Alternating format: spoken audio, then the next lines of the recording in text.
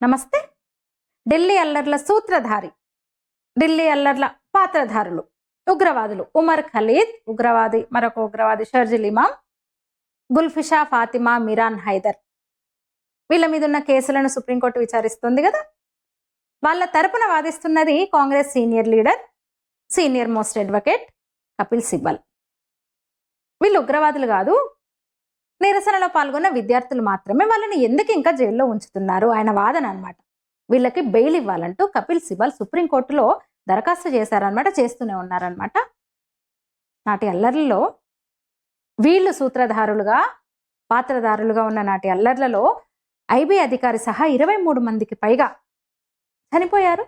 23 మందిని పొట్టన పెట్టుకున్న 23 మంది మరణానికి దారితీసిన ఢిల్లీ అల్లర్లను వీళ్ళు ప్లాన్ చేశారు, వీళ్ళు కుట్ర చేశారు ఢిల్లీ అల్లర్లకి. అయినప్పటికీ వాళ్ళని కపిల్ సిబాల్, కాంగ్రెస్ సీనియర్ లీడర్ కపిల్ సిబాల్ అంటున్నమాట, విద్యార్థి అవన్నీ కూడా ఒక వ్యతిరేక నిరసనలే, ఒకసారి ఆలోచించండి అని చెప్తున్నాడు వాళ్ళకి. ఈ కపిల్ సిబాల్ మన్మోహన్ క్యాబినెట్లో నెంబర్ 2 అని చెప్పొచ్చు.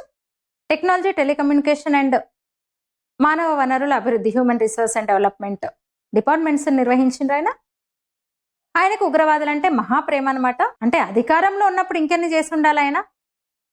ప్రతిపక్షంలో ఉన్నప్పుడే ఉగ్రవాదులను ఇంత నిస్సిగ్గుగా, నిర్లజ్జగా, ఇంత బాహాటంగా వెనుకేసుకొస్తూ వాళ్లకు బెయిల్ కోసం సుప్రీంకోర్టులో ఆయన వాదనలు వినిపిస్తున్న ఆ వ్యక్తి నిజంగా అధికారంలో ఉన్నప్పుడు, యూపీఏ అధికారంలో కేబినెట్ మంత్రిగా ఉన్నప్పుడు ఎంత వేధించి ఉండాలి హిందువులను ఒక్కసారి ఆలోచించండి. ఇతను నేహా ఖలీఫాకు అండగా నిలుస్తాడు,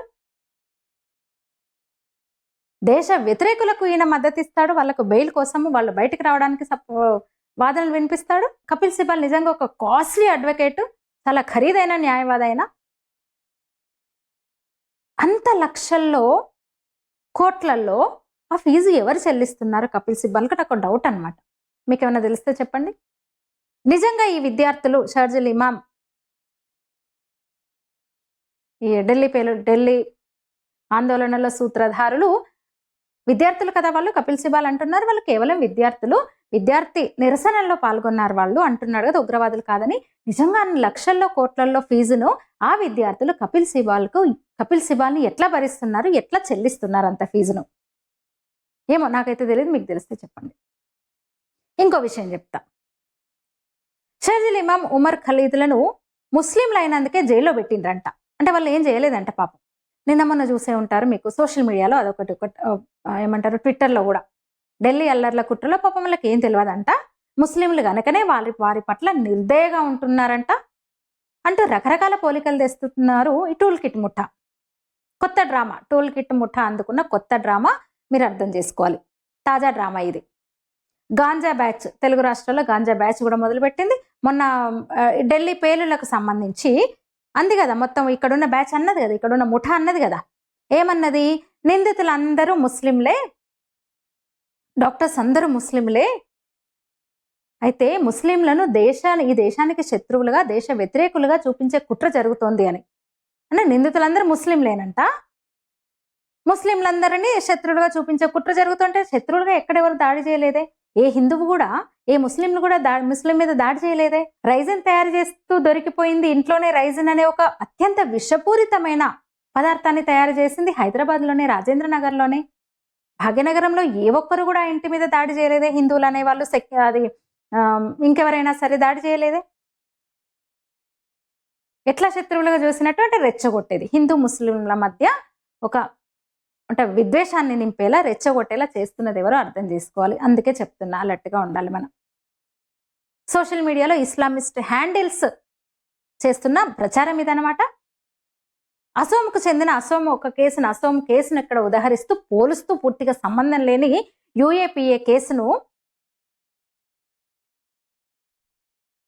2020 నాటి హిందూ వ్యతిరేక ఢిల్లీ అల్లర్ల వెనుక ఉన్న ఈ సూత్రధారులతో పోలుస్తూ వీళ్ళ మీద విచారణతో సమానం చేయడం కోసము వీళ్ళందరూ చూస్తున్నారనమాట. టూల్ కిట్ ముఠా తమ పని మొదలుపెట్టింది అంటున్నా. అందుకే నిన్న మొన్న 2023లో యూఏపీఏ కింద టోన్ లాంగ్ కోన్యాక్ అనే వ్యక్తిని అరెస్ట్ చేశారు. అయితే ఛార్జ్ షీట్ లేకుండా 2 ఏళ్లకు పైగా కస్టడీలో ఉన్నాడు అతను. దీంతో సుప్రీంకోర్టు బెయిల్ ఇచ్చింది. అయితే అతనికి ఇచ్చి వీళ్ళకి ఎందుకు ఇవ్వరు? ఢిల్లీ అల్లర్ల సూత్రధారులకు మాత్రం బెయిల్ ఎందుకు ఇవ్వలేదు? ఈ టోన్ లాంగ్ కోన్యాక్ అనేవాడికి ఎందుకు ఇచ్చారు? యూఏపీఏ కిందనే అరెస్ట్ చేయరు అతను కూడా, వీళ్ళకి ఇవ్వకుండా అతనికి ఇచ్చారంటే వీళ్ళు ముస్లింలు అయినందుకే అని ఒక కొత్త రకమైన ఇది తీసుకొస్తున్నారనమాట. ఇది ఇప్పుడు కాదు మొదలైంది. నేను మళ్ళీ చెప్తున్నా. దాదాపు నెల క్రితమే నేను ఒక వీడియో చేశాను. ఏదో చేస్తుంది టూల్ కిట్ ముఠా అని చేశాను. దానికి అంటే ఢిల్లీ బ్లాస్ట్కి సంబంధించి అప్పటి నుంచి కూడా చెప్తున్నాను అన్నట్టుగానే మొదలు పెట్టేశారు. తెలుగు రాష్ట్రాల్లో ఎప్పుడో మొదలైంది. ఇక్కడ మతం తీసుకొస్తూ అతను నాన్ ముస్లిం కాబట్టి బెయిల్ వచ్చింది, వీళ్ళు ముస్లిమ్స్ కాబట్టి బెయిల్ ఇవ్వలేదు అంటున్నారు. కానీ పూర్తిగా ఈ 2 కేసులకు అసలు ఎలాంటి పోలిక లేదు. అది కూడా నేను చెప్తా. ఈ ట్విట్టర్ హ్యాండిల్స్ ఇవే చెప్తున్నారు. ఈ దేశంలో న్యాయం జరగకపోవడానికి ఏకైక కారణం ముస్లిం కావడం అంటాడు ఒకడు. ముస్లిం కాబట్టి అతనికి బెయిల్ లభించదు అంటాడు ఒకడు. అసోం కేసును ఇక్కడ ఉదాహరిస్తూ ఢిల్లీ అల్లర్ల కుట్రతో అసలు పోలిక ఎక్కడిది? ఎట్లా సమానం అవుతాయి ఆ రెండు? ఆ రెండిటిని ఒకటి చేస్తూ ఇక్కడ కూడా మతాన్ని తీసుకొస్తూ ఢిల్లీ అల్లర్ల కుట్ర మధ్య ఆ కేసును పోలికను చూపిస్తూ ఇస్లామిస్టులు ప్రయత్నాలు చేస్తున్నారు. అయితే ఆ విషయంలో కోన్యాక్ విషయంలో సుప్రీంకోర్టు బెయిల్ మంజూరు చేయడానికి కారణాలున్నాయి. ఛార్జిషీట్ దాఖలు చేయకుండా, దర్యాప్తులో ఏమాత్రం పురోగతి లేకుండా సుదీర్ఘకాలం జైలు శిక్ష విధించడం అంటే అది రాజ్యాంగ విరుద్ధము, చట్ట విరుద్ధము. అందులోనూ ఆ కేసులో ఎలాంటి హింస, హత్య ఆరోపణలు లేవు అతని మీద. కుట్రదారుల నెట్వర్క్ కూడా లేదు వీళ్ళలాగా. ఈ దేశ దర్యాప్తు సంస్థలో, పోలీసులో లేదా ఇతర వీటి మీద దేశం మీదనో ఒక ప్రణాళికబద్ధమైన తిరుగుబాటుకు ఆధారాలు లేవు. ముఖ్యంగా గడువులోగా అధికారులు అవసరమైన అంటే ఆ గడువులో నిరూపించడంలో అతని దోషిత్వాన్ని అతని నేరాన్ని నిరూపించడంలో పూర్తిగా విఫలమయ్యారు. అనుమానాన్ని బట్టి ఎట్లా నిర్బంధంలో ఉంచుతారన్నది కోర్టు ఆ విషయంలో. కానీ ఢిల్లీ హిందూ వ్యతిరేక అల్లర్ల కుట్ర కేసు అది కాదు. అయితే 2020 ఢిల్లీ హిందూ వ్యతిరేక అల్లర్ల కుట్ర కేసు దానికి పూర్తిగా విరుద్ధము. ఇక్కడ ప్రాసిక్యూషన్ ఒక ప్రధాన ఛార్జ్ షీట్తో పాటు డిజిటల్ కమ్యూనికేషన్లు, ప్రత్యక్ష సాక్షుల వివరాలు, వాళ్ళ బహిరంగ ప్రసంగాలు, అంటే దేశాన్ని విచ్ఛిన్నం చేసేలా వాళ్ళు చేసిన ప్రసంగాలు. ఆ టైంలో అమెరికా అధ్యక్షుడి పర్యటన ఉంది. ట్రంప్ వచ్చాడు ఆ టైంలో. ట్రంప్ భారత పర్యటన నేపథ్యంలో ఇక్కడ అశాంతిని, ఒక హింసను రెచ్చగొట్టడానికి వాళ్ళు చేసిన దానికి సంబంధించిన ఒక పూర్తి ఆధారాలు ఉన్నాయి. ఆ ఆధారాలతో కూడిన అనుబంధ ఛార్జ్ షీట్లను కూడా వేసింది.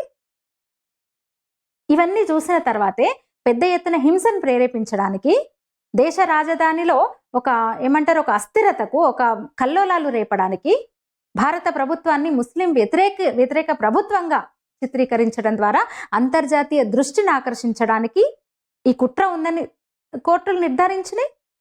అమెరికా అధ్యక్షుడు భారతదేశ పర్యటనలో ఉన్న వేళ కావాలని అంతర్జాతీయ స్థాయిలో భారత్ పరువు తీసేందుకే కుట్ర చేశారని నిర్ధారణ అయింది. వందలాది మంది మీద దాడి జరిగింది. ప్రభుత్వ ప్రైవేట్ ఆస్తులు దహనమైన, ధ్వంసమైన, నాశనమైనవి. ప్రజలు రోజుల తరబడి ఒక భయానక వాతావరణాన్ని చూశారు, భయానక జీవితాన్ని గడిపారు రాజధాని వాసులు. ఉగ్రవాదంతో సంబంధం ఉన్న కుట్ర బయటపడింది. అందుకే బెయిల్ ఇవ్వలేదు. యూఏపీఏ సెక్షన్ 43D/5 దాని కింద ఉమర్ ఖలీద్, షార్జిల్ ఇమాంలకు బెయిల్ నిరాకరిస్తూ వస్తుంది కోర్టు. అలాంటిది ఆ అసోం కేసుకు, కోన్యాక్ కేసును వీళ్లను పోలుస్తూ నిరూపణ గాని అనుమానాస్పదమైన ఆ కేసును ఇంత కుట్ర చేసి ఉగ్రవాదంతో సంబంధం ఉన్న ఈ కుట్రను పోలుస్తూ టూల్ కిట్ గ్యాంగ్ 2-3 రోజులుగా మళ్ళీ ప్రచారం మొదలుపెట్టిందనమాట. ఉద్దేశపూర్వకంగా వీళ్ళ ప్రయత్నం వీళ్ళు చేస్తున్నారు. షర్జిల్ ఇమాం, ఉమర్ ఖలీద్ వాళ్ళు అసలు అంటే శాంతియుత ఒక నిరసనలో మాత్రమే పాల్గొన్నారు. అల్లర్లకు ముందు ఇమాం అప్పటికే నిర్బంధంలో ఉన్నాడు. అల్లర్లు జరుగుతున్నప్పుడు ఖలీద్ కూడా అల్లర్లు జరిగిన ప్రాంతంలో కనిపించలేదు భౌతికంగాని. వాళ్ళ తరపు న్యాయవాదులు కపిల్ సిబాల్ లాంటి వాళ్ళు వెనకేసుకొస్తూ చేస్తున్న వాదన అనమాట. అయితే అల్లర్లు ఆకస్మికంగా వచ్చిన అల్లర్లు కాదు అవి, ఆకస్మికంగా చెలరేగిన అల్లర్లు కాదు అది. దాని వెనుక చాలా కుట్ర నడిచిందని ప్రాసిక్యూషన్ నిరూపించింది. సిటిజన్షిప్ అమెండ్మెంట్ బిల్ ఆమోదం తర్వాత ఉమర్ ఖలీద్ అలాగే షర్జిల్ ఇమాం వాట్సాప్ గ్రూపులను, కొన్ని వందలాది వాట్సాప్ గ్రూపులను క్రియేట్ చేసి వాళ్ళ మెసేజ్ని ఫార్వర్డ్ చేశారు వేలాది మందికి. దీంతో రెచ్చిపోయిన యువత రోడ్డు మీదకి వచ్చారు, రోడ్డు దిగ్బంధనాలు చేశారు, అంతరాయం కలిగించారు పౌర విధులకు, ప్రసంగాలు చేశారు, ఎక్కడికక్కడ మీటింగ్ పెట్టుకొని కరపత్రాలు పంపిణీ చేశారు, ఈ దేశాన్ని విచ్ఛిన్నం చేయాలని నినాదాలు ఇచ్చారు. ఇవన్నీ ఆధారాలుగా ఉన్నాయి. ఆధార సహితంగా కోర్టుకు సమర్పించారు, ఛార్జ్ షీట్లు వేశారు. దానికి దీనికి పోలిక ఎక్కడిది మరి? కానీ వీళ్ళు చేస్తున్న ప్రచారం ఇది. అర్థమవుతుంది కదా మీకు? మన తెలుగు గాంజా బ్యాచ్ అప్పుడే మొదలు పెట్టేసింది. ఇది టూల్ కిట్ కుట్ర. జాగ్రత్త మిత్రులారా. మీరేమంటారు? ఈ వీడియో మీద మీ అభిప్రాయం తెలియజేయండి. ధన్యవాదాలు.